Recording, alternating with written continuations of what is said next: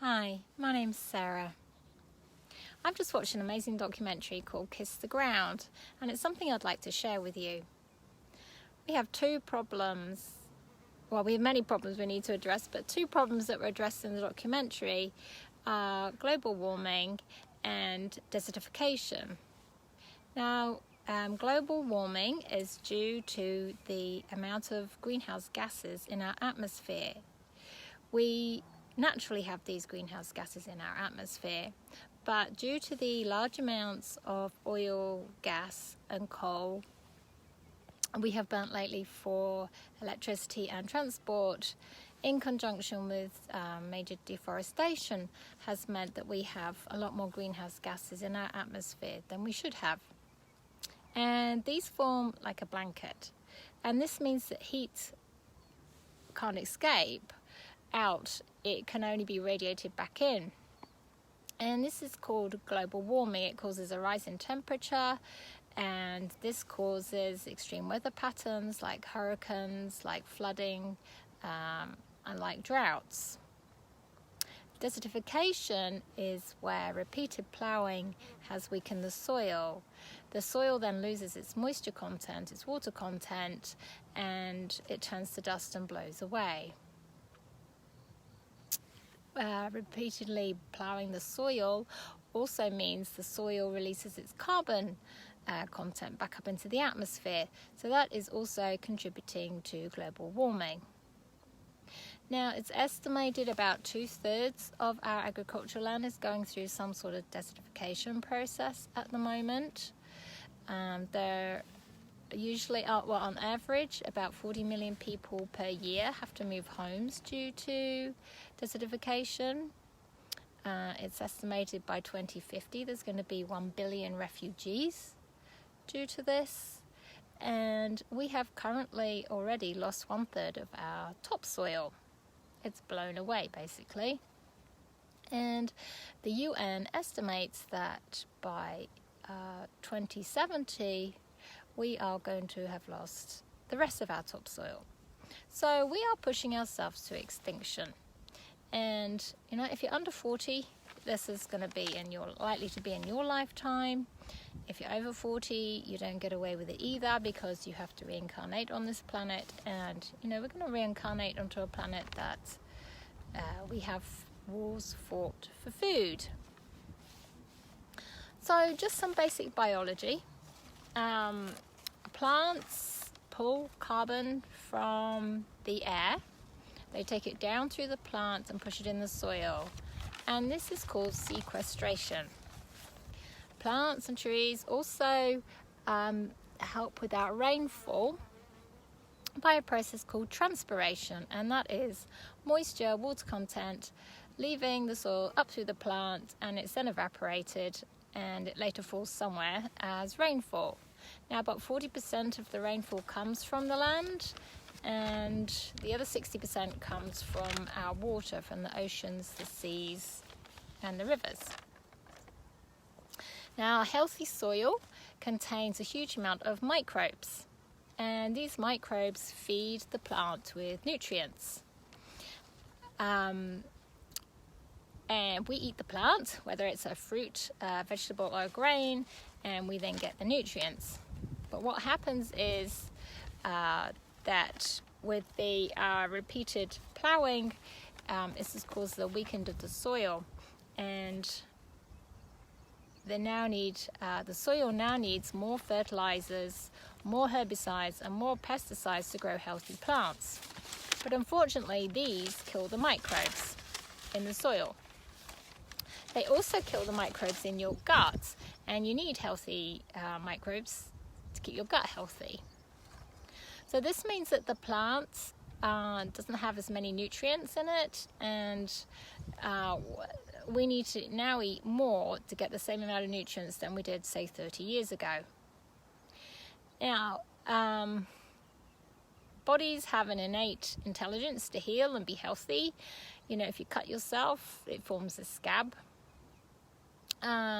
If you have toxins in your body, it's hard to lose weight, because you store the toxins in your fat cells, and your body hangs on to your fat cells because it doesn't want the toxins going around in your body. So it stands to reason that if it's not getting enough nutrients from the amount of food that you put on your plate, you're going to start craving food. You're going to be hungry because your body's trying to get the right amount of nutrients. But the good news is we can reverse this desertification, and this in turn will also help combat global warming. It's not the complete answer, but it will help. So we need to change our farming practices, and we need to change our eating habits. By regenerating the soil, we can produce healthy plants, and these in turn will help pull the carbon back down from the atmosphere and reduce the amount of greenhouse gases up there. Now, even if we stop burning all fossil fuels tomorrow, we would still have this thick layer of greenhouse gases. So we actually need to use healthy plants to bring that carbon back down and put it back in the soil for us. So what can we do? Well, we have this crazy system at the moment where farmers are using a huge amount of agricultural land, up to 70% in the US, to produce food, mainly soybean and corn, for animals, mainly cattle, also pigs, that are kept on bare land or kept indoors. This really doesn't make a lot of sense to me. The farmers are subsidized for doing this, and in turn the farms are just producing one crop. It's not good for the soil, and we're losing a lot of soil. So farming practices need to change. Farmers need to start planting some cover crops like clover, like lucerne, like rye. And these cover crops mean that the ground is going to be green for a couple of years, and then it could be reused again as agricultural land. But while it's green, it is stopping the carbon dioxide leaving the soil and going up into the atmosphere. It is helping to a healthy rainfall cycle. And also some of these crops fix nitrogen in the soil. And that means next time the soil is used to grow a crop, less fertilizer is going to be needed. Now what also happens is that the cattle can then, or the sheep or whatever, can then graze the land in the winter, and their manure gets washed into the ground, and this feeds the microbes, so the soil is now a lot more nutritious. So now we have healthy soil, better rainfall, and less carbon being leached out, and the soil's not being turned to dust and blown away. And it's also much more ethical for the animal too. So another thing we need to do is to stop all ploughing and just sow directly into the soil. This means there's no water loss and no carbon loss. So what can you do? Well, one big thing is that you need to cut down on your meat consumption, especially beef. If you do eat beef, make sure it's from grass-fed, naturally raised cattle.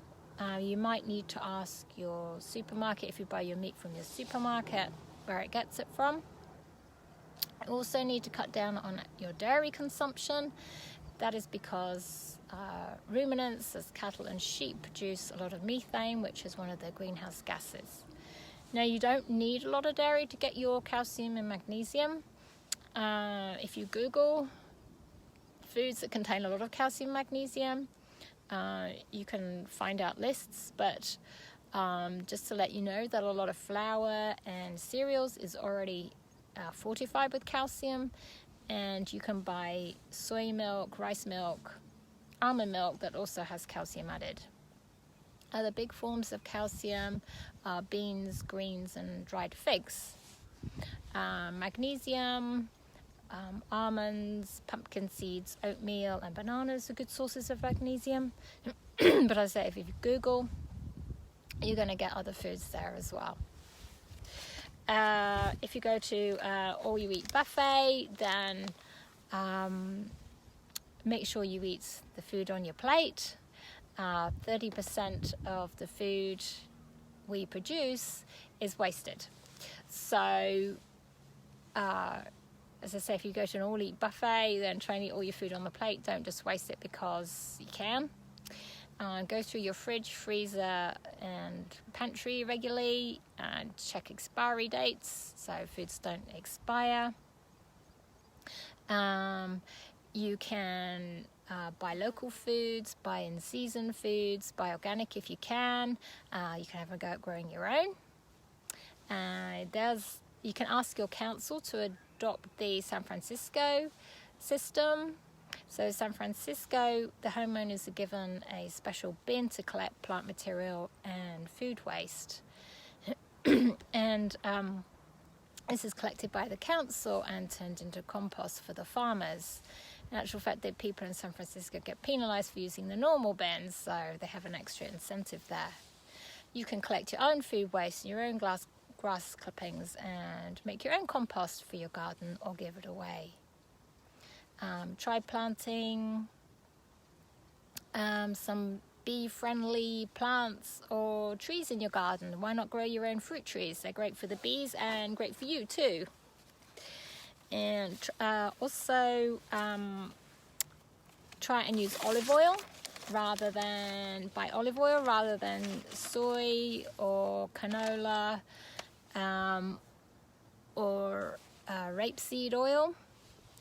And you might have to write to your government.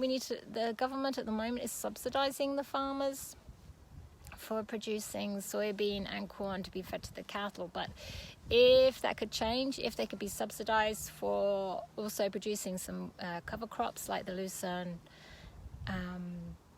clover and rye, that's an incentive for the farmers to change. So if you're interested, I suggest you watch the documentary. It was called Kiss the Ground and it's available on Netflix or YouTube. Okay, that's it for now. Many blessings. Bye.